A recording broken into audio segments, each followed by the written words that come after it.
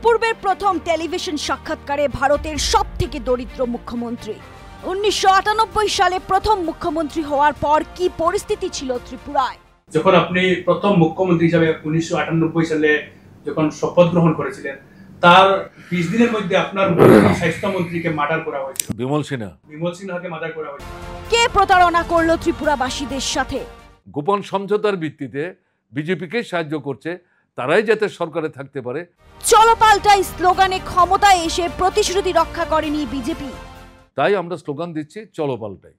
তো এই প্রশ্নকে ভিত্তি করে তারা সরকারে আসলেন এবং আসার পরে এদের যে প্রতিশ্রুতিগুলি, সেই প্রতিশ্রুতিগুলি তারা কিন্তু কার্যকরী করেনি।